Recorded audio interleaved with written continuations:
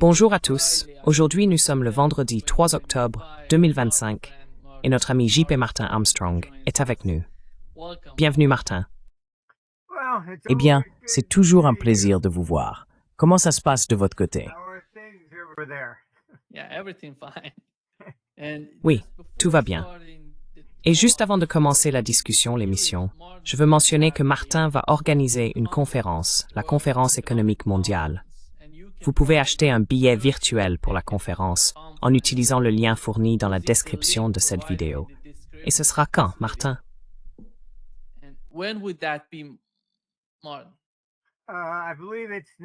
Je crois que c'est du 21 au 23 novembre. En fait, c'est notre 40e année. Oui, super, oui. Je sais pas, je vieillis, tu sais.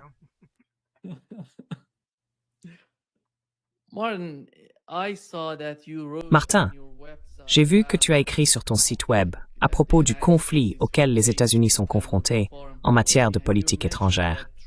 Et tu as mentionné que Trump entraîne les États-Unis dans la Troisième Guerre mondiale. Que veux-tu dire par là? Et qu'est-ce qui se passe qui t'inquiète particulièrement?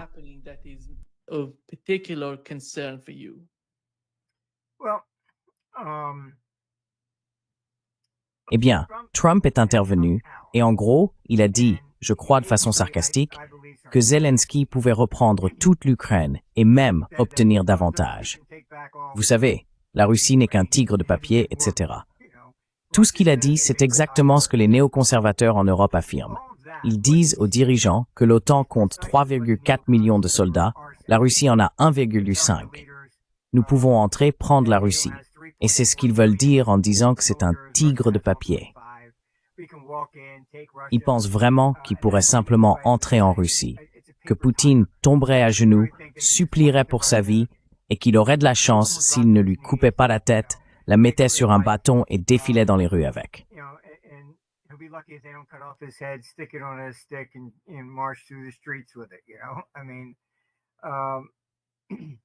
Vous savez, je veux dire, je ne vois même pas ça comme réaliste. Donc je pense que ce qu'il faisait, parce que je sais que c'est ce qu'ils disent, et donc je pense qu'il était sarcastique. Maintenant, ce qui m'inquiète, c'est qu'on ne peut pas discuter avec un imbécile. Et on devient soi-même un plus grand imbécile si on pense pouvoir le convaincre qu'il l'est. Et déjà, ce que je vois se passer là-bas, c'est qu'ils utilisent ce commentaire sarcastique pour dire « Vous voyez, Trump est avec nous ». Et c'est pas le cas, vraiment. Mais vous avez Zelensky qui s'en prend à la Hongrie. Oh, ils prennent du pétrole russe. Comme si, s'ils arrêtaient, la Russie allait s'effondrer, ou quelque chose comme ça.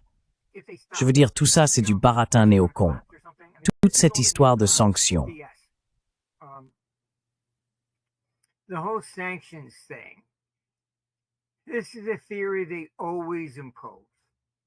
C'est une théorie qu'ils imposent toujours. Regardez, ils ont imposé des sanctions à Cuba en 1960. Elles sont toujours là. Ça n'a pas marché. Ils ont imposé des sanctions à l'Iran en 1969. Ça n'a pas marché. Cette idée selon laquelle on peut punir le peuple et qu'il se soulèvera pour renverser son gouvernement, je veux dire, c'est peut-être bon pour un film de fiction ou quelque chose comme ça, mais je ne l'ai jamais vu fonctionner, pas une seule fois. Pourtant, ces néoconservateurs racontent sans cesse la même histoire. Et c'est la situation dans laquelle nous nous trouvons. Tout ce que je peux dire, c'est que c'est la pire génération de dirigeants mondiaux que j'ai jamais vue de toute ma vie. Et je fais de la géopolitique et je traite avec des gouvernements depuis 50 ans.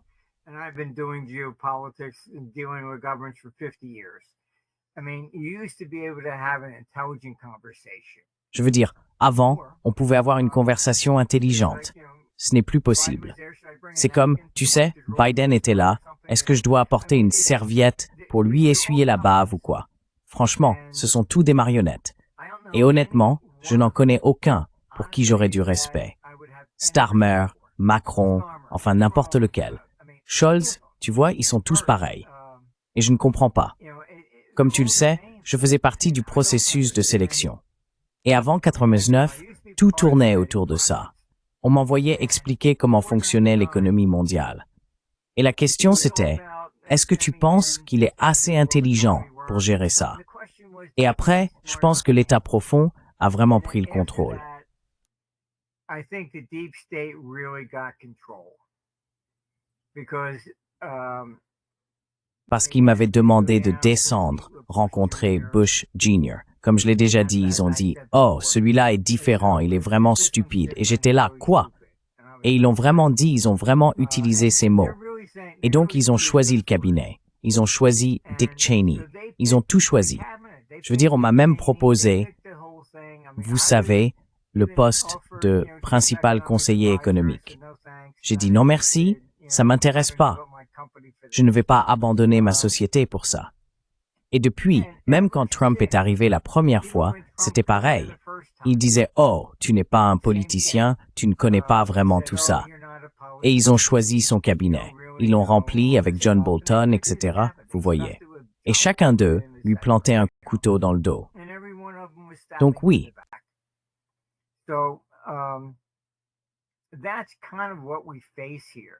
C'est un peu ce à quoi nous sommes confrontés ici. C'est ce que les gens appellent l'État profond. Mais c'est plus profond qu'ils ne le pensent. Et ces néoconservateurs en font partie. Ils sont simplement absorbés par leur pouvoir et ils ne sont pas là pour le pays ou la dette. Ils s'en fichent complètement. Tout ce qui compte, c'est ce qu'ils doivent accomplir. C'est tout. Si vous regardez simplement la dette nationale, nous payons encore des intérêts sur la Première Guerre mondiale. L'essentiel de la dette provient des guerres. Première Guerre mondiale, Seconde Guerre mondiale, Vietnam, Corée. Ils ont emprunté pour chacune d'elles. Ils ne l'ont jamais remboursé. Donc, nous payons toujours des intérêts. Nos dépenses d'intérêts atteignent maintenant 1000 milliards de dollars, alors que la dette nationale sous Reagan avait atteint 1000 milliards.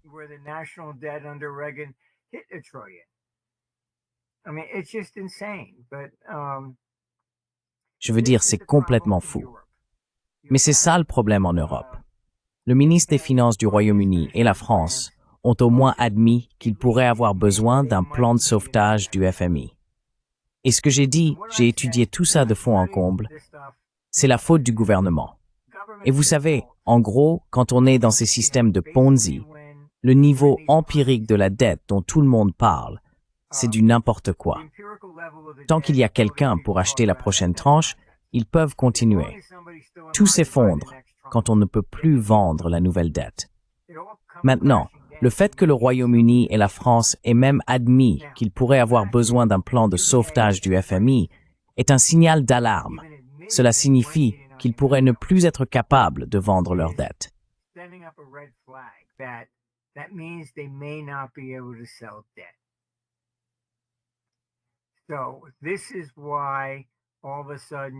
C'est pour cela que tout à coup, on assiste à une escalade très très rapide vers la guerre. Et tout ce que j'ai entendu de l'Europe, écoutez, des gens que je connais en Allemagne, qui me prenaient pour un fou il y a 5 ans, m'appellent maintenant en disant « Oh merde, je le vois, tu avais raison ». C'est sous les yeux de tout le monde maintenant. Ce n'est plus de la fiction, ni un peut-être, ni quoi que ce soit. Ils le disent. J'avais du personnel en Allemagne, et elle m'a même dit qu'une amie à elle, âgée de 60 ans, avait reçu l'ordre de se présenter pour le service. Ils veulent la guerre, et ils en ont besoin parce qu'économiquement, ils s'effondrent. Vous avez fait les absurdités du Covid, puis le changement climatique, et ensuite, vous avez imposé des sanctions à la Russie.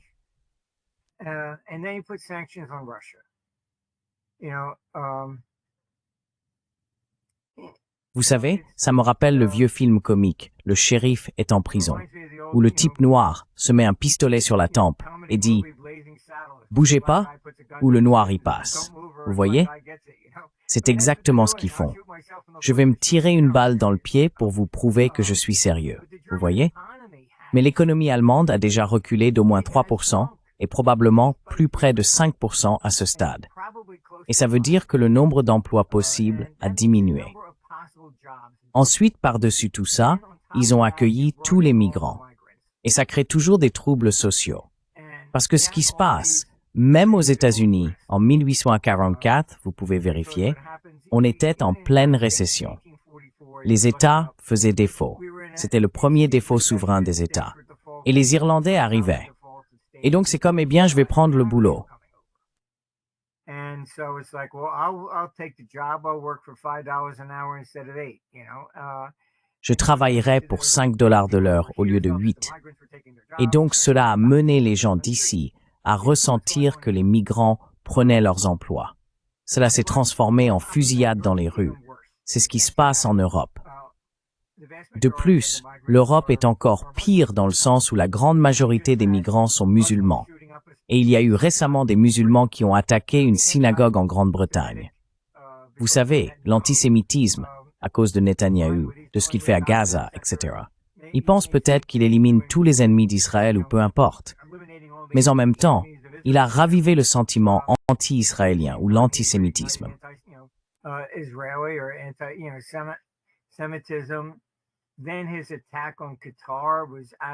Ensuite, son attaque contre le Qatar était complètement insensée. Il a dû s'excuser.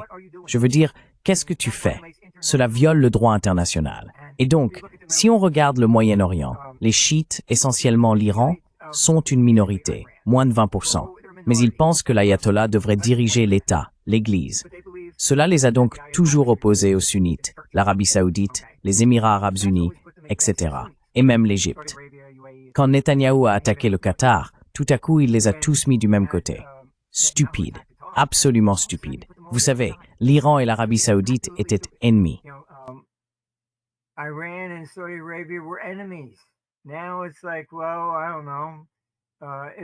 Maintenant, c'est comme si, eh bien, je ne sais pas. Peut-être qu'Israël n'a pas besoin d'être mis à genoux ou quelque chose comme ça.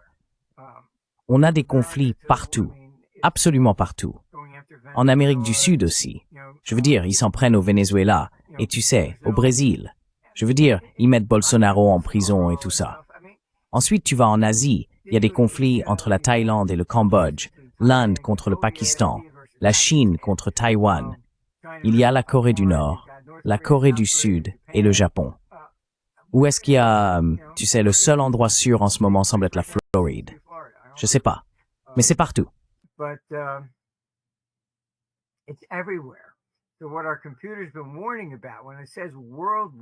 Donc, ce dont notre ordinateur nous avertit lorsqu'il parle de guerre mondiale, ce n'est pas comme la Seconde Guerre mondiale, un camp contre l'autre. Cela engloutit tout, d'accord? Partout où il y avait des différends, ils semblent ressurgir.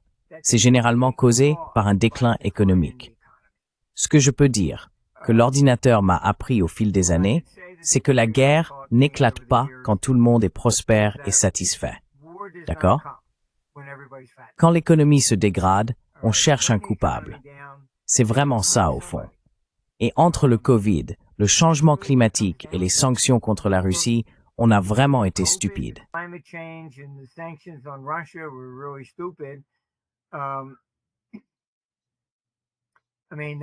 Je veux dire, cela a conduit à la division de l'économie mondiale. On a les BRICS.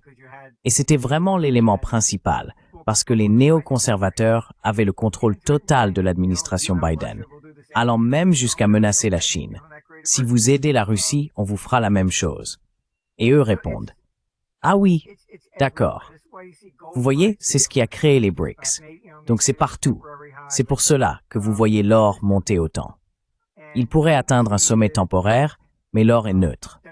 Et même les réserves des banques centrales augmentent. Pourquoi? Parce qu'ils savent aussi que si vous entrez en guerre, et si vous entrez en guerre avec les États-Unis ne paieront pas la dette que vous détenez. Ils feront défaut. C'est pour cela que la Chine vend massivement. L'UM est en difficulté. Ce sont des idiots.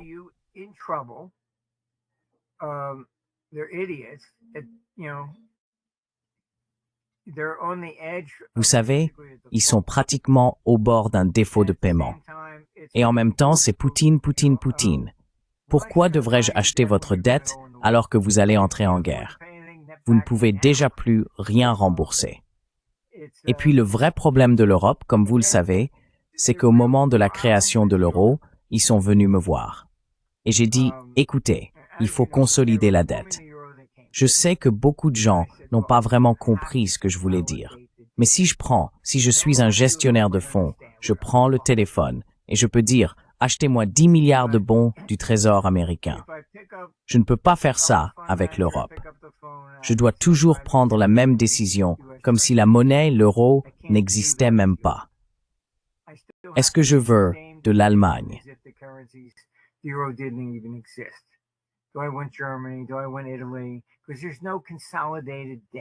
Est-ce que je veux l'Italie? Parce qu'il n'y a pas de dette consolidée. Maintenant, le problème qui se pose, entrons dans le détail. Aux États-Unis, les banques doivent avoir des réserves, et ce sont des dettes fédérales. Donc, si la Californie faisait faillite, vous savez, les traders regarderaient et diraient « D'accord, qui est le prochain? Peut-être l'Illinois. » Ils ne vont pas s'attaquer à la Fed. C'est complètement différent. En Europe, si la France fait défaut, que se passe-t-il? Les traders vont regarder de la même manière qu'en 2010 avec la Grèce. Qui détient le plus de dettes françaises? Et ils vont commencer à vendre à découvert ces banques. Donc, vous voyez ce que je veux dire. Le système bancaire est en danger. Les fonds de pension sont en danger parce qu'ils doivent tous être politiquement corrects.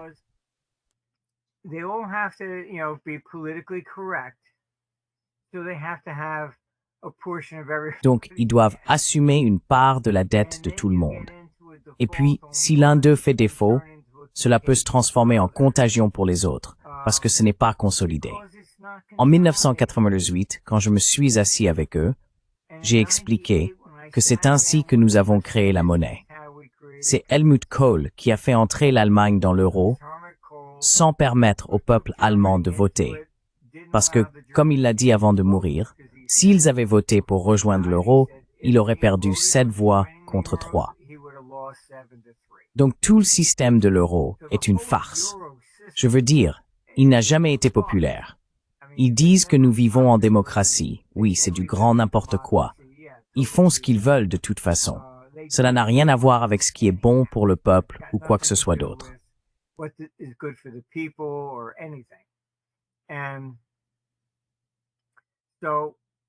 Alors, je les ai prévenus. J'ai dit que cela ne serait pas viable à long terme. En 1998, on m'a dit, il faut juste mettre en place l'euro. On s'occupera de la dette plus tard. Cela fait maintenant 26 ans, et qu'avons-nous? Ils n'ont toujours pas réglé la question de la dette et ne le feront jamais. Très bien. Alors, ce que font les gouvernements quand ils sont sur le point de perdre, c'est qu'ils deviennent plus autoritaires. Donc vous voyez, ils commencent à emprisonner des gens pour des bêtises. Oh, tout est désormais un discours de haine. Le Canada adopte aussi des lois sur les discours de haine. Donc si vous dites quoi que ce soit, oh, c'est un discours de haine. Un homme a simplement dit qu'il en avait assez que ses impôts servent à des migrants qui violent nos enfants au Royaume-Uni. 22 mois de prison.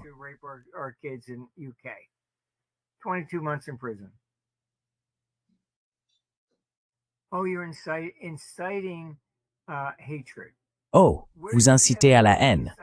Où sont les preuves qu'il a incité quelqu'un d'autre? Vous savez, autant dire, eh bien, je vous mets en prison parce que je sais que vous vouliez tuer votre femme. Vous ne l'avez pas fait, mais ce n'est pas grave. Je savais que vous en aviez l'intention. Voilà où on en arrive. Ce sont tous des crimes, ou peu importe. Et puis le Royaume-Uni veut imposer des identités numériques à tout le monde sur votre téléphone, alors que Dieu vous vienne en aide si jamais vous dites quoi que ce soit. Comme vous le savez, j'ai étudié le droit, et il y a une chose dont il faut toujours se méfier. Ne jamais faire de blagues au tribunal. Pourquoi? Le juge peut dire quelque chose du genre « Oui, bien sûr, et c'est moi qui ai tué JFK aussi ».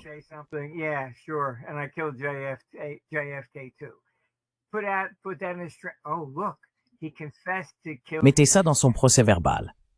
Oh, regardez, il a avoué avoir tué JFK. La transcription ne montre pas le sarcasme, elle ne montre que les mots. Voilà le problème quand on en vient à cette histoire d'identité numérique. Eh bien, je plaisantais. Eh bien, ça n'en a pas l'air, vous savez. Et la prochaine chose que vous savez, c'est 22 mois de prison. Au Canada, pour discours de haine, la peine maximale est la prison à vie. Et vous n'avez rien à faire. Il suffit de dire quelque chose. C'est devenu complètement fou. Je veux dire, complètement fou. Je n'ai même plus envie de quitter la Floride. Mais voilà ce qui se passe. C'est ce que l'ordinateur n'arrête pas de prédire avec cette histoire de 2032. On devient de plus en plus autoritaire à mesure qu'on s'en approche.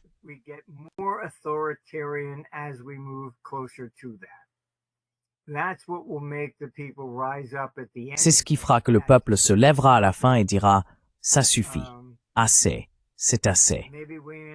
Peut-être qu'on finira avec une sorte de 14 juillet où ils prendront d'assaut les prisons et libéreront tous ceux qui ont été enfermés pour des crimes de haine ou autres, exactement comme ils l'ont fait en France.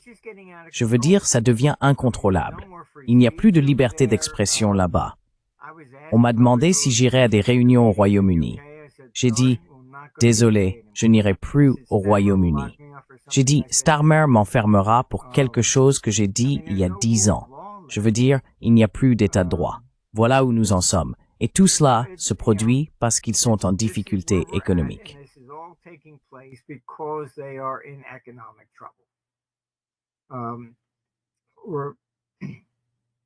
Nous devrions voir l'Europe entrer dans un déclin économique plus sérieux d'ici 2028. Et c'est en partie le problème avec Powell et la Fed. Vous savez, Trump dit qu'il veut baisser les taux d'intérêt, et Powell regarde les chiffres. Eh bien, il y a déjà plus d'argent qui arrive dans ce pays, fuyant l'Europe et d'autres régions, parce que l'économie ici ne décline pas comme on s'y attendait à cause des tarifs douaniers et de tout le reste. Cela devient simplement confus pour beaucoup de gens. Mais quand on entre dans ces conflits internationaux, le capital s'enfuit. J'ai montré, vous savez, que la plupart des pièces romaines datent du IIIe siècle.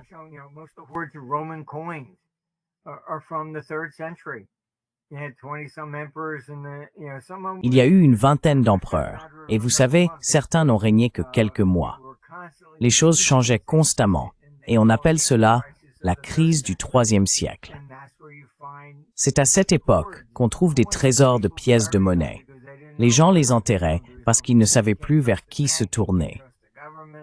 On ne pouvait pas faire confiance à la banque, ni au gouvernement. Un trésor a été découvert en Grande-Bretagne ces dernières années, plus de 50 000 pièces dans un pot. Quand elles sont enterrées ainsi, c'est évidemment pour une raison, mais la personne n'est jamais revenue les récupérer, n'est-ce pas? Voilà le traumatisme du IIIe siècle. Ils enterraient leur argent, et ce qui a survécu, ce sont les trésors laissés par ceux qui n'ont pas pu revenir les chercher.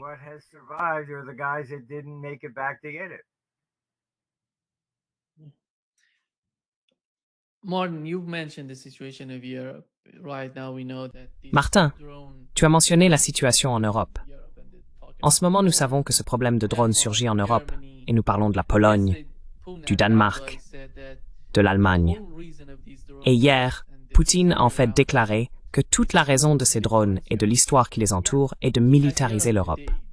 Oui, en regardant l'Europe aujourd'hui et en observant ce qui s'est passé entre la Russie et la Chine, je parle du gazoduc Sibérie 2, qui était censé aller en Europe et qui va maintenant en Chine.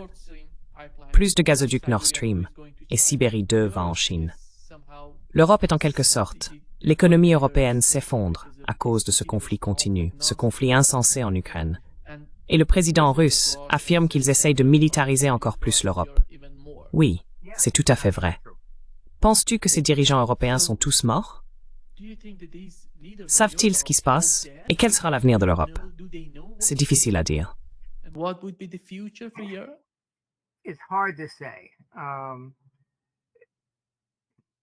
Je connais ces gens. Vous savez, certains de ces néoconservateurs et autres avec qui j'ai dîné au fil des ans. Mais ce que je veux dire, c'est que ce sont vraiment eux qui dirigent l'OTAN. Et c'est ce que je veux dire. Je ne suis pas impressionné par l'intelligence de ces dirigeants. Je parle à des gens en France, et ils appellent Macron le petit Napoléon. Écoutez, Starmer, il est en train de détruire l'économie britannique, et il a le sourire aux lèvres. Oh, nous gagnons. Mais qu'est-ce que vous gagnez? Et il veut emprisonner toute personne qu'il critique, même de loin. C'est ça la démocratie? C'est ça la liberté? Vous devenez bien pire que vous savez, la Russie sous le communisme de Staline.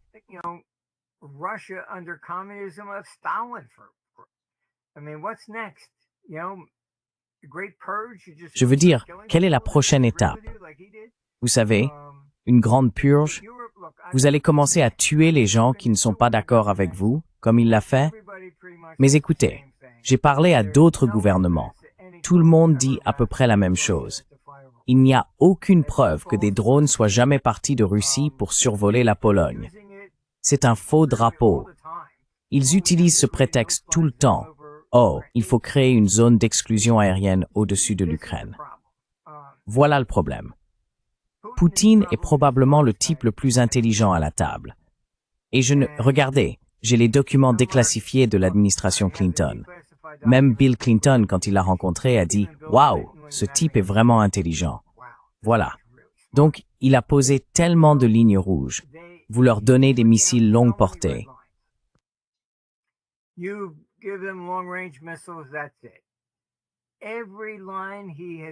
C'est ça. Chaque affirmation qu'il a faite, il suffit de les chercher sur Google et de faire une chronologie, ils franchissent la ligne. Pourquoi? Ils ont besoin que les gens s'engagent pour la guerre. Il faut être perçu comme la victime. C'est ce qu'ils font avec l'agenda socialiste de gauche. Ils se présentent toujours comme la victime de quiconque a plus d'argent qu'eux.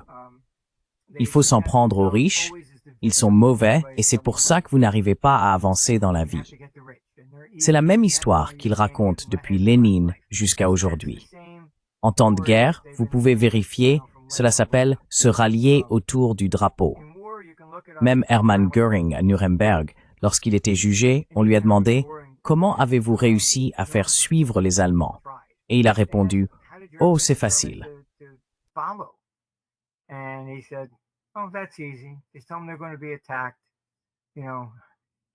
Dites-leur simplement qu'ils vont être attaqués. Et toute personne qui est contre la guerre, traitez-la de pacifiste et attaquez-la. C'est ce qu'ils font. D'accord? Vous pouvez le vérifier sur Google. Ça s'appelle « Rassemblement autour du drapeau ». FDR, Roosevelt, a essayé d'impliquer les États-Unis dans la Seconde Guerre mondiale. Le Congrès n'a jamais voulu déclarer la guerre. C'était très frustrant. J'ai vu un documentaire. Il était à Boston pour plaider l'envoi de troupes. Et Boston est majoritairement irlandaise. Ils lui ont même dit « Vous pensez vraiment qu'on devrait envoyer nos garçons défendre la Grande-Bretagne après ce qu'ils ont fait à l'Irlande? Vous savez, les Européens qui sont venus en Amérique sont venus ici pour fuir tout ça. C'est pour ça que les Américains ont toujours été isolationnistes, le peuple américain.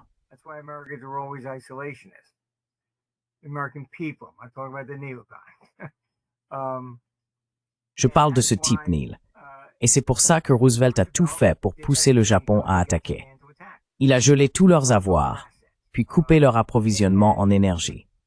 Quand le Japon a dit qu'il allait se procurer de l'énergie ailleurs, il a répondu « Eh bien, j'imposerai un embargo pour que vous ne puissiez en obtenir nulle part. » D'accord? J'ai tout ça sur mon site.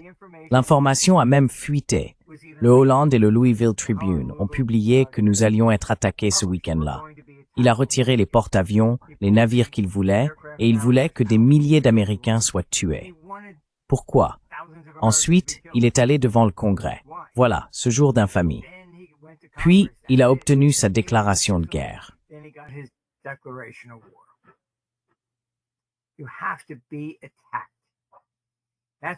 Vous devez être attaqué.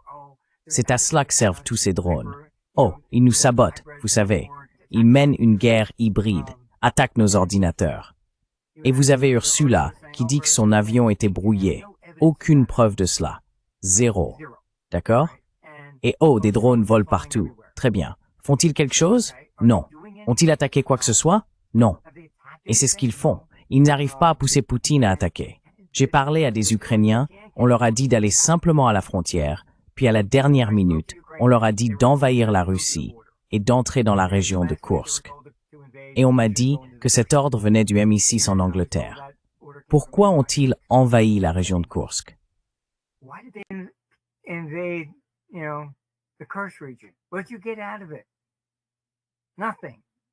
Qu'est-ce que tu en as retiré? Rien. Mais il pensait, on envahit, c'est tout. Il sera obligé de réagir. Il s'est juste occupé de la région de Kursk. Il n'a envahi personne d'autre. D'accord. Donc ces drones sont le faux drapeau dont je n'ai cessé de parler. Je veux dire, ils ont tout essayé pour pousser Poutine à attaquer, et il ne l'a pas fait. Ils en ont besoin. Tu ne peux pas dire aux gens, eh bien, on n'aime pas Poutine, alors inscrivez-vous. On va y aller et on va l'avoir. Oui, pourquoi?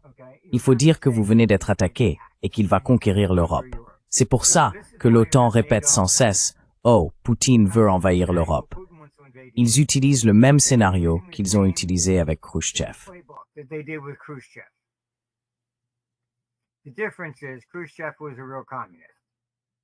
La différence, c'est que Khrouchtchev était un vrai communiste. Et il disait, tu sais, nous vous enterrerons. Il croyait vraiment que le communisme était l'alternative au capitalisme. Le capitalisme était maléfique. Poutine n'est pas un communiste. C'est pour ça qu'il avait un taux d'approbation de 67%. Les Russes ne veulent pas retourner au communisme. Et personne que je connais en Europe de l'Est ne veut y retourner. On y est déjà allé. On a déjà donné. Merci beaucoup. Plus jamais. Donc il n'y a aucune raison d'envahir l'Europe. L'énergie, ils doivent l'acheter à la Russie. Il n'y a pas d'or. Qu'est-ce qu'on en retire? Rien. Tout ce qu'on va obtenir, c'est une bande de Russes morts et de la haine. Tu vas entrer dans Paris et les Français vont te dire, vous allez payer nos retraites maintenant? Voilà tout.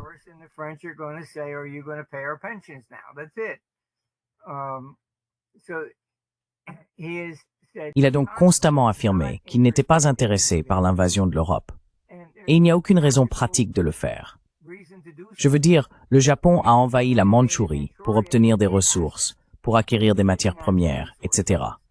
Il suffit de regarder l'histoire. Il doit y avoir un profit à en tirer. Vous savez, Alexandre le Grand, d'accord, très bien, on part à la conquête de la Perse. C'était toute la richesse, peu importe laquelle. On ne peut pas dire, allons envahir ce pays, qu'est-ce que j'en retire? Oh, rien. Les soldats gagnaient de l'argent grâce au butin. Ils partageaient la richesse. Il n'existe aucune preuve d'une bataille historique menée juste pour le plaisir. Il fallait qu'il y ait un enjeu.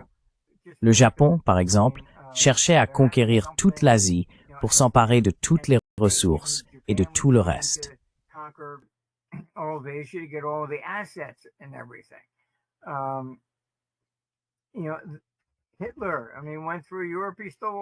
Vous savez, Hitler a traversé l'Europe, il a volé toutes les œuvres d'art et tout le reste. Vous voyez ce que je veux dire? Il y a toujours quelque chose dans ce genre-là. Et dans ce cas, l'incitation pour l'Europe, c'est d'entrer pour conquérir la Russie. Il possède 75 000 milliards de dollars en ressources naturelles. Et on m'a dit très clairement qu'il y a des gens, comme Macron, qui pensent que s'ils mettent la main sur ces 75 000 milliards, c'est le double de la dette nationale américaine. L'Europe renaîtra de ses cendres comme l'Empire romain et dominera le monde. Je veux dire, c'est délirant. C'est complètement délirant. Mais c'est pour ça que je dis, vous savez, je pense qu'on est idiot si on croit pouvoir convaincre un idiot qu'il a tort. Il n'y a pas de persuasion possible. Je pense que Trump a commis une grave erreur.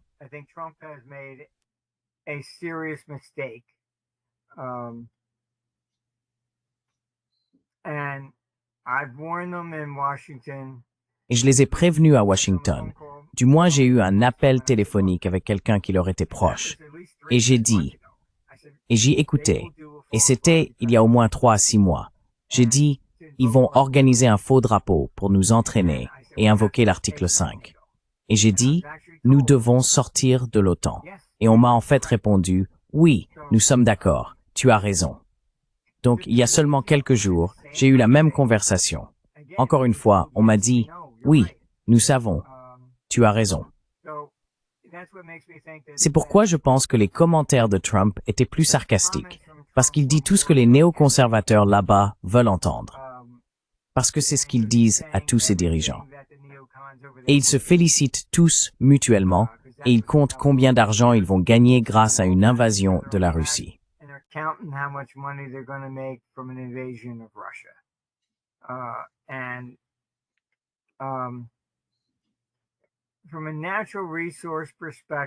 D'un point de vue des ressources naturelles, la Russie est le pays le plus riche du monde.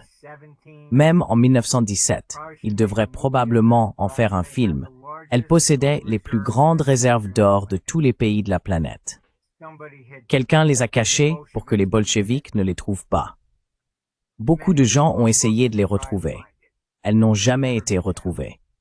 Certains pensaient qu'elles étaient peut-être enterrées dans une forêt. D'autres pensaient qu'elles avaient été jetées au fond d'un lac très profond. Et des gens ont cherché, essayant de les retrouver. Je veux dire, ce serait énorme, mais personne ne les a encore trouvées. C'est un peu comme, vous savez, une histoire de type templier. Donc, l'Europe est en train de s'effondrer économiquement.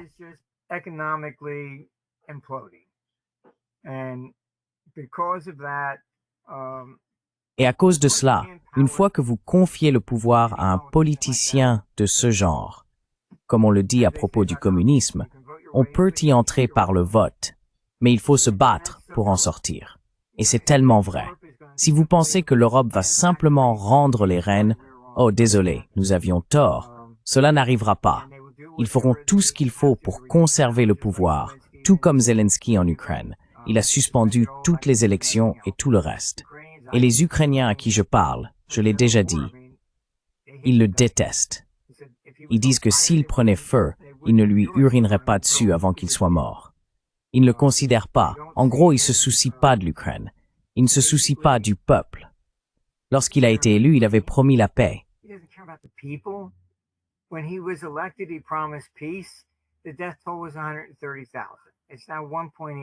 Le nombre de morts était de 130 000.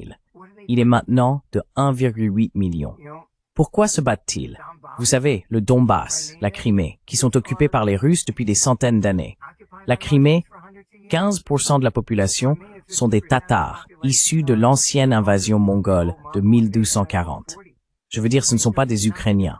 Il a interdit leur langue, interdit leur religion.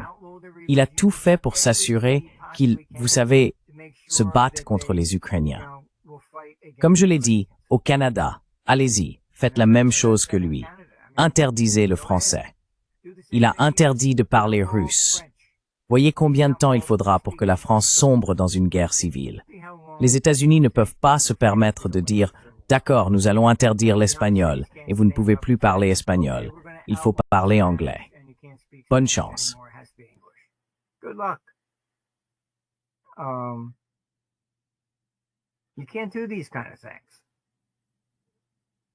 Tu ne peux pas faire ce genre de choses.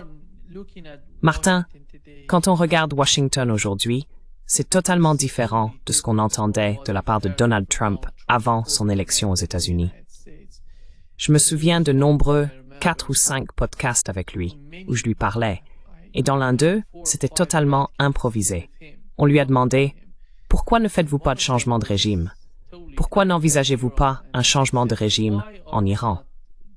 Et il a répondu « Je n'ai rien à voir avec l'Iran. Je veux faire des affaires avec la Russie et l'Iran. Pourquoi devrions-nous les avoir comme ennemis? »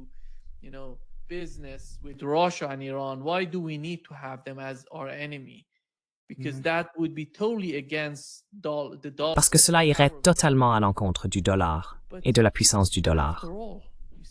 Mais après tout, aujourd'hui, nous avons appris que NBC a rapporté que Trump a demandé aux agences de partager des renseignements avec l'administration Zelensky pour aider à guider les missiles longue portée et les frappes de drones sur les infrastructures énergétiques russes. Et au Moyen-Orient, nous savons qu'ils accumulent des armes et que des ravitailleurs aériens sont présents dans la région. Il semble que dans les 4 ou 5 prochains jours, une nouvelle guerre va éclater entre l'Iran et Israël. Qui dirige vraiment à Washington? Who's running the show in Washington? And I think he has been, Je pense qu'il a été... Écoutez, tout ce que je peux dire, c'est que je pense qu'il a été endoctriné par les néoconservateurs. Netanyahou a fait ses études à Philadelphie. Il traînait avec les Kristol. D'accord, Irving Kristol est celui qui a lancé tout le mouvement néoconservateur. Donc je sais que Netanyahou est un néoconservateur. Je pense que parce qu'il a évincé John Bolton et Victoria Nuland, je n'étais pas content de son choix de Rubio, parce que je sais que Rubio est aussi un néoconservateur. On m'a dit qu'il avait fait ce choix comme compromis avec les néoconservateurs. Rubio est simplement plus intelligent. Il n'est pas aussi brutal que Bolton, McDowell, Cheney ou ceux du genre. Oh, il faut juste les détruire, vous voyez. Il est plus doux, plus indirect. Mais Trump, à mon avis, pense à tort maintenant qu'en augmentant la pression, il pourra amener Poutine à la table des négociations. Turning up the pressure will get Putin to come to the table. And he's dead wrong. Et il a complètement tort. He's lucky I'm not. Il a de la chance que je ne sois pas Poutine, parce qu'à ce stade, j'aurais déjà bombardé Kiev. C'est la source de tous vos problèmes. Je l'aurais fait et j'aurais dit, très bien, mettez tout le reste en attente. C'est ça que vous voulez. Parce que tous ces néoconservateurs répètent qu'il n'appuiera jamais sur le bouton, car il sait que ça se retournerait contre lui. Et moi, je ferai simplement ce que les États-Unis ont fait à Nagasaki et Hiroshima. Vous larguez les tracts, vous leur donnez 24 heures pour partir, puis vous anéantissez la ville. Je pense qu'il faut une démonstration pour prouver que ces néoconservateurs ont tort. Si quelqu'un entre chez moi avec l'intention de me tuer, ne pensez-vous pas que si j'ai une arme, je vais m'en servir? Don't you think if I got a gun, I'm going to use it? There is no peace with Russia. Il n'y a pas de paix avec la Russie. Poutine le sait. Ces néoconservateurs, il n'y a absolument aucune raison d'être contre la Russie. Avant, c'était le communisme. D'accord, le communisme est tombé tout seul. Personnellement, je pense qu'ils sont juste frustrés de ne pas avoir pu tirer sur quelqu'un parce qu'ils ont passé toute leur vie à rêver de cette guerre contre la Russie. J'étais à Washington quand Gorbatchev a prononcé son discours et Reagan voulait aller le rencontrer. Et je sais ce qu'ils ont dit. D'accord? Ils ont dit, et ils ne pouvaient plus l'appeler communiste, ils ont dit, on ne peut jamais faire confiance à un Russe. Donc le terme est passé de communiste à simplement détester les Russes. Pourquoi? Il n'y a aucune raison logique à cela. Pourquoi?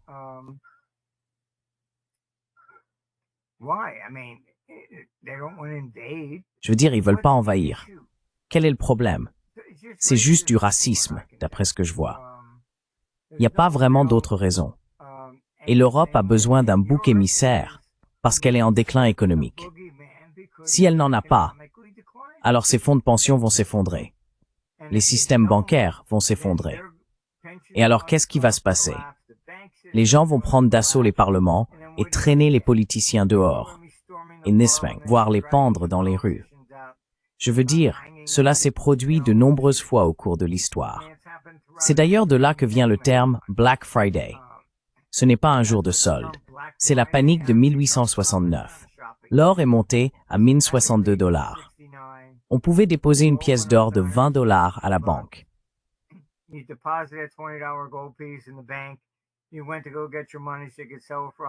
Vous êtes allé récupérer votre argent pour pouvoir le vendre à 162 $. Et ils vous ont tendu un billet vert de 20 $. Vous ne pouvez pas déposer 20 $.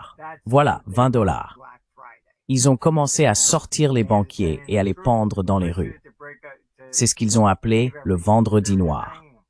Ils ont dû envoyer les troupes, la milice, pour sauver la situation, parce qu'ils les pendaient tout simplement. Donc, ce genre de choses s'est produit de nombreuses fois au cours de l'histoire. Je pense donc que Trump est du mauvais côté.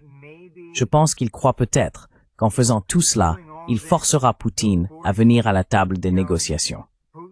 Maintenant, si j'étais Poutine, je saurais ce qui se passe ici. Je ne signerai jamais un accord de paix. Pourquoi? Parce qu'ils ne veulent pas la paix. L'Europe ne veut pas la paix. Les néoconservateurs ne veulent pas la paix.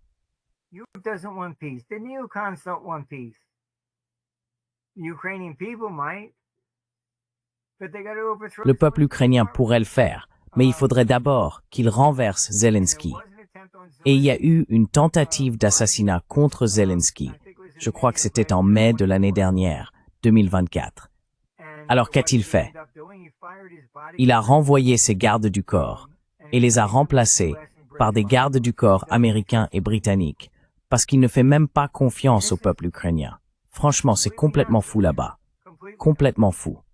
Donc je pense que Trump, Je ne pense pas qu'il croit mener la Troisième Guerre mondiale. Je pense qu'il essaye de montrer qu'il est dur, comme il l'a fait avec les tarifs douaniers, ces 200 et il s'attend à ce qu'ils reviennent négocier. Mais là, on ne parle pas de tarifs douaniers. On parle de la destruction réelle de la Russie.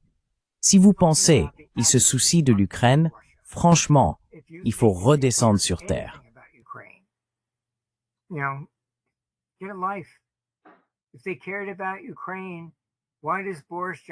S'il se souciait vraiment de l'Ukraine, pourquoi Boris Johnson saute-t-il dans un avion pour empêcher chaque accord de paix? Vous savez, il fait la une de la presse norvégienne. Nous sommes dans une guerre par procuration avec la Russie. Cela n'a rien à voir avec l'Ukraine.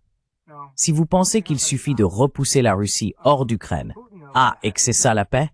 Non, ils ne vont pas s'arrêter là. Poutine le sait. Et regardez, l'arrogance de ces gens dépasse l'entendement.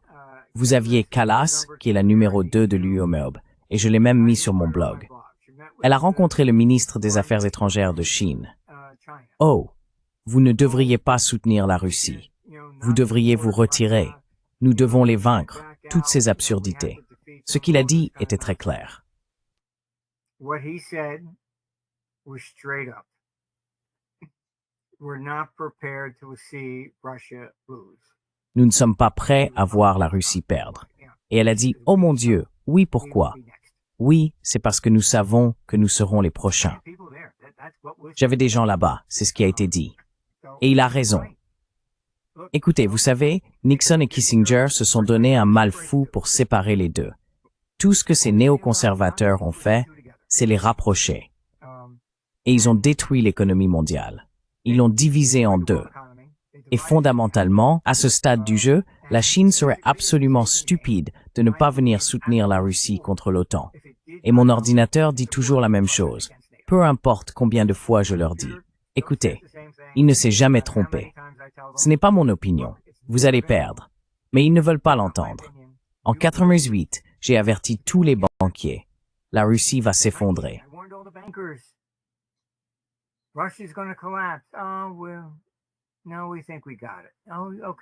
Oh, eh bien non, on pense qu'on a compris. Oh, d'accord. Effondrement.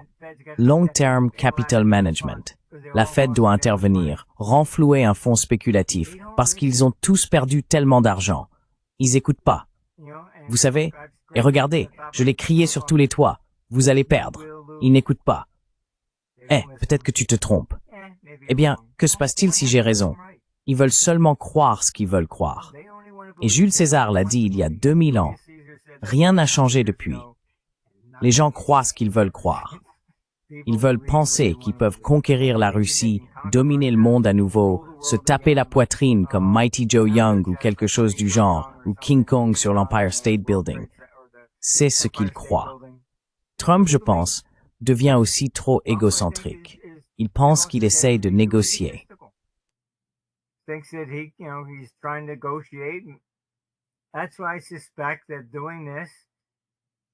C'est pourquoi je soupçonne qu'il fait cela. Il essaye de montrer sa force face aux terroristes, mais il ne s'agit pas de terroristes. Il s'agit de la destruction de la Russie. Et ces Européens, ils pensent qu'ils peuvent y arriver. La Chine va s'en prendre à vous juste après. Donc j'ai des clients qui m'écoutent. Ils quittent l'Europe à toute vitesse. Nos grandes institutions ont déplacé de l'or. J'ai dit, vous feriez mieux de le sortir de là, parce que les contrôles de capitaux arriveront dès que la première balle sera tirée et vous ne sortirez plus rien d'Europe. Donc, je serai très prudent. L'Europe instaurera des contrôles de capitaux. Ils le font toujours. Et si vous pensez que le Bitcoin va pouvoir vous sauver, désolé. Vous savez, ils vont annuler la monnaie.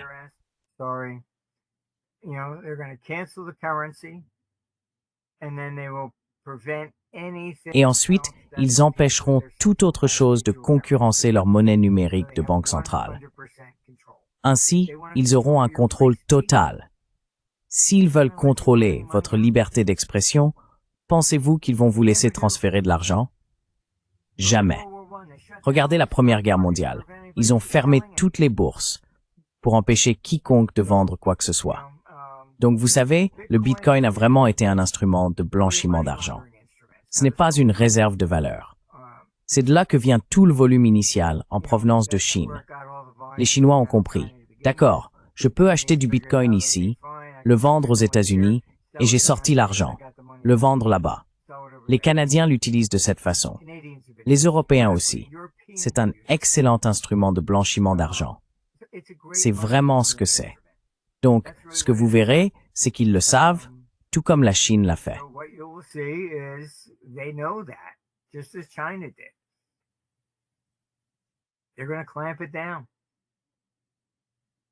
Ils vont tout verrouiller. Donc, ils empêcheront probablement toute utilisation de Bitcoin ou de toute autre monnaie numérique en dehors de leur MNBC. Je veux dire, l'Espagne a déjà adopté une loi qui interdit de retirer plus de 3 000 € sans l'autorisation du gouvernement, votre propre argent, depuis votre compte. C'est ce qu'ils font. Ils ont même suspendu l'or. J'ai donc écrit un article pour nos lecteurs européens et j'ai dit, vous savez, ils vont probablement restreindre l'or, comme ils l'ont toujours fait. Au moins pendant la Première et la Seconde Guerre mondiale, surtout la Seconde, où même les Américains ne pouvaient pas échanger d'or. Ils utilisaient les actions aurifères. J'ai essentiellement dit aux Européens qu'il serait probablement mieux avec les actions aurifères. Au moins, elles sont cotées ici en bourse. Vous ne voulez pas voir sur une bourse sur une que vous ne pourriez pas vendre.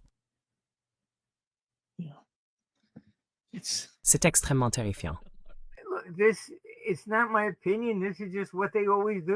Ce n'est pas mon opinion. C'est simplement ce qu'ils font toujours. Je n'invente rien ici. Je veux dire, vous pouvez probablement même demander à ChatGPT, je suppose, à ce sujet ou autre.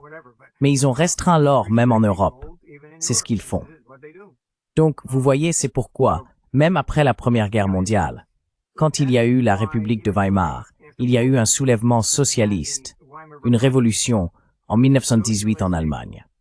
Et ils demandaient même aux Russes de venir prendre l'Allemagne.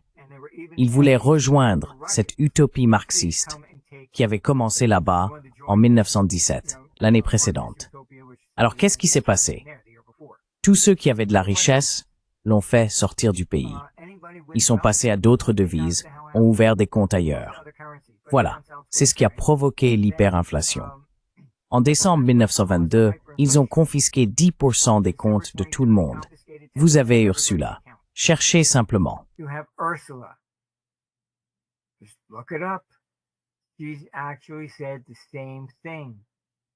Elle a en fait dit la même chose. Nous pouvons prendre les actifs inutilisés des comptes des gens pour financer la guerre. Inutilisés parce que c'est juste de l'argent qui dort. Alors nous allons l'utiliser. D'accord. C'est pour cela que, lorsque Hitler est arrivé au pouvoir en 1933, il a fait passer une loi. Aucun Allemand n'était autorisé à avoir un compte en dehors de l'Allemagne sans l'autorisation du gouvernement. Il essayait de rapatrier tout cet argent qui avait fui après la Première Guerre mondiale. C'est à ce moment-là qu'en 1934, la Suisse a adopté la loi sur les comptes numérotés. C'est là qu'ils ont instauré les comptes secrets pour protéger les Allemands de Hitler. Vous savez, tout tourne toujours autour de l'argent. Ce ne sont pas mes opinions, ce sont juste des faits. Oui, cela peut faire peur, mais tout ce que je peux dire, c'est que voilà, c'est ce qu'ils font toujours. Ils agiront toujours dans leur propre intérêt. Et si vous pensez vraiment qu'ils se soucient de vous, eh bien, peut-être que le Père Noël viendra aussi le 25 décembre.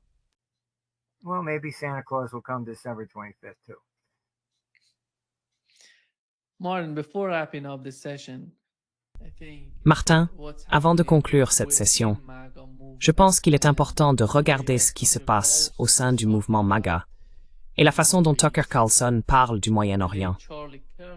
Le regretté Charlie Kirk a changé d'avis sur la guerre parce que beaucoup d'entre eux s'inquiètent du conflit entre l'Iran et les États-Unis, ce qui serait l'objectif final de ce qui se passe avec l'affaire Netanyahou, comme tu l'as mentionné, dans le cadre du courant néoconservateur et de son concept. Mais quelle est l'ampleur de cela?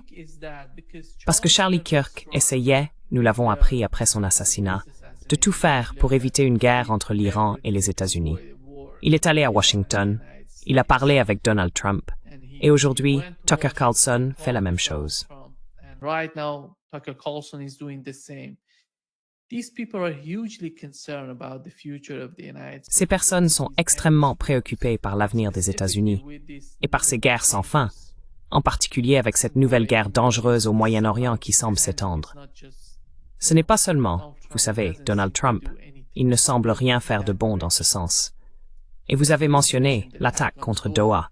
C'était incroyable de voir l'attaque au Qatar, ce qui était inimaginable. Regardez, le Qatar est l'un des alliés les plus importants des États-Unis au Moyen-Orient. Et comment l'expliquez-vous? Comment voyez-vous ces personnes qui critiquent Donald Trump pour ce genre de politique, même au Moyen-Orient? Comment une guerre totale entre l'Iran et les États-Unis influencerait-elle l'avenir?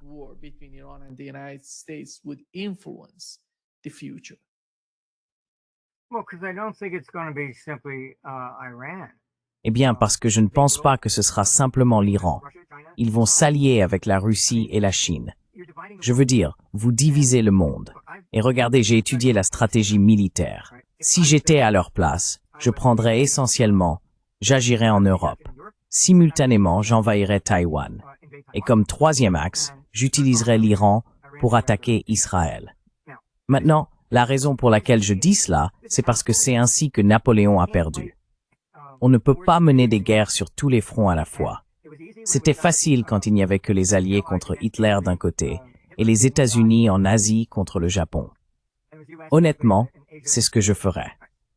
J'envisagerais une attaque en 3 volets et cela submergerait l'autre camp. Il faut créer de la désunion. Je regarde simplement l'histoire. Comment fait-on? I mean, I'm just looking at history, how you do it. That's what I would do. You know, and C'est ce que je ferais. Vous savez, je les ai prévenus, mais on dirait que ça entre par une oreille et ça sort par l'autre.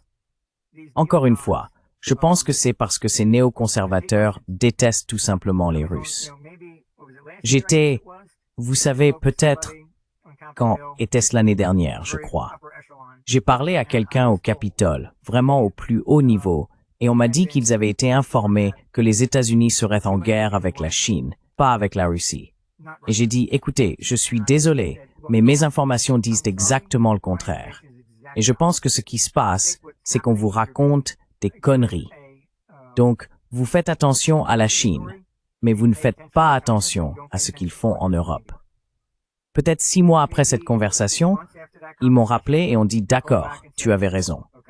Maintenant, la CIA et les autres, ils devraient avoir des informations aussi bonnes que les miennes.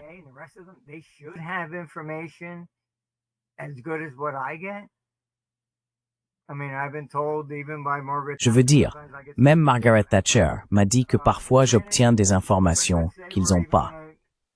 Mais admettons, supposons que nous sommes sur un pied d'égalité. Pourquoi est-ce que je parle de la Russie alors qu'eux parlent de la Chine?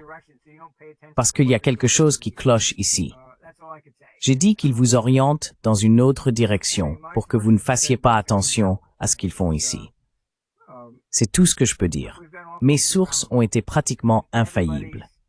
Écoutez, nous avons des bureaux partout dans le monde et nos clients partagent le même état d'esprit. Les Allemands ne veulent pas voir la guerre. Les Asiatiques ne veulent pas voir la guerre. Donc tout le monde se demande, « Hé, qu'est-ce qui se passe ici ?» Je viens d'apprendre que l'Allemagne essaie de faire passer des lois qui leur permettraient de tout contrôler, y compris la liberté de voyager. Vous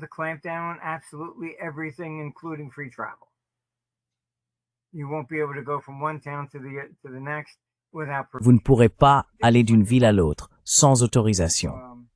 C'est ce qu'ils veulent. Il y a un conflit. Je le vois. Comme je l'ai dit, je suis allé dîner à Mar-a-Lago avec Trump lorsqu'il était président pour la première fois. Et je crois que c'était en mars 2020 ou quelque chose comme ça. C'est à ce moment-là qu'il a dit qu'il voulait retirer les troupes d'Afghanistan. Mais la raison, il a dit qu'il en avait assez d'écrire des lettres aux familles en disant « Votre fils est mort pour Dieu et la patrie ». Et il a dit « Qu'est-ce qu'on fait là-bas? Quelle différence allons-nous faire? Ils se battent pour des frontières depuis 1000 ans. D'accord. Donc il m'a impressionné à ce moment-là, parce que c'était le premier chef d'État que j'entendais qui pensait même aux gens qui meurent sur le champ de bataille.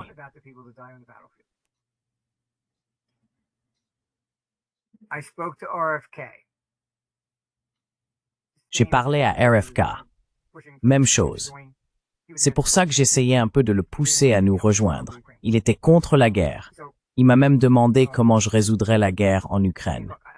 Donc, tu vois, j'ai été dans les coulisses. Je vois tout sous tous les angles, tu sais. Je vois là un conflit avec ce que fait Trump. Et tout ce que je peux dire, c'est que je pense que dans sa tête, il croit renforcer la position, pensant qu'il fait ça pour des raisons de négociation. Mais il se trompe. Zelensky prend ses ordres des néoconservateurs, pas de Trump. Si tu lui donnes des missiles longue portée, il a menacé de raser le Kremlin. Il a même dit « J'espère que vous avez des abris anti-bombes ». C'est peut-être la seule façon, et vraiment peut-être, de pousser les Européens à se bouger et à se demander « Est-ce vraiment ce que vous voulez ?»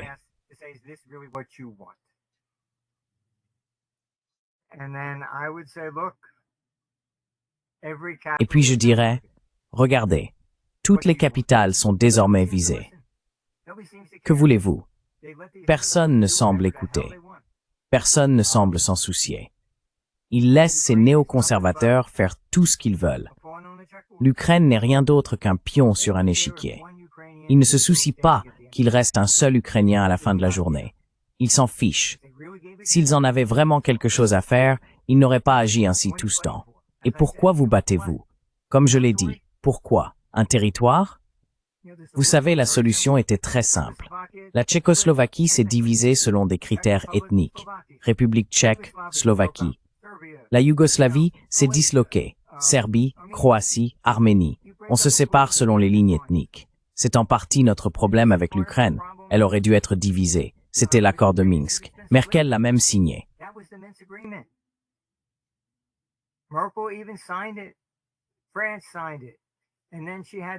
La France l'a signé. Et ensuite, elle a eu l'audace de dire « Eh bien, nous n'avons jamais eu l'intention de le respecter. C'était juste pour permettre à l'Ukraine de se constituer une armée. » Regardez le Moyen-Orient. J'ai débattu avec Bill Kristol. Son père a lancé tout le mouvement néoconservateur. Dans les années 90, il disait « Oh, si nous allons au Moyen-Orient, nous éliminerons Saddam Hussein, Assad en Syrie, et Kadhafi, nous apporterons la paix au Moyen-Orient. » C'est ce qu'il m'a dit. Je lui ai répondu « Tu es fou? Tu y es déjà allé au moins? Moi, j'ai été dans tous ces endroits. D'accord? C'est une culture tribale. Ils ne se considèrent pas tous comme Irakiens ou Syriens ou autres. Ils se voient comme sunnites contre chiites contre kurdes. Ce sont nous qui avons tracé les frontières, pas eux. Nous avons découpé l'Empire ottoman après la Première Guerre mondiale. Nous avons tracé les frontières. Ils avaient besoin de dictateurs.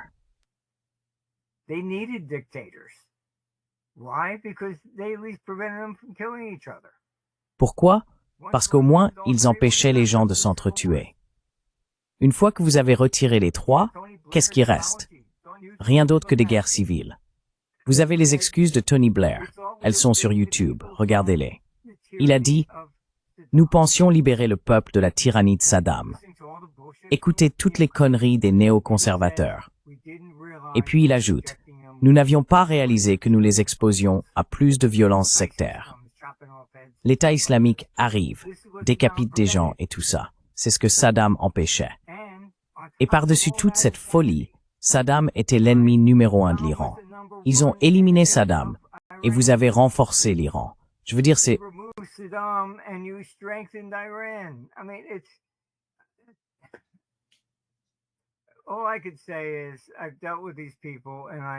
Tout ce que je peux dire, c'est que j'ai eu affaire à ces gens-là et j'en ai vraiment marre. Ce sont des crétins. Ils ne réfléchissent jamais à ce qui se passe à l'étape suivante. Jamais. Il faut juste se débarrasser de Saddam. Et après, on verra bien quand on y sera. Et j'entends la même chose avec la Russie. Il faut juste se débarrasser de Poutine. Et après, si Poutine est renversé ou quelque chose comme ça, vous aurez quelqu'un comme Medvedev. Tu veux jouer avec moi? Très bien. Voilà. Boum. J'appuie sur le bouton. Il n'y a jamais de « ces gens ne sont pas intelligents ». J'en ai ras-le-bol. Ce sont une bande d'abrutis finis. Et il n'y a absolument aucune stratégie. And there's no strategy whatsoever.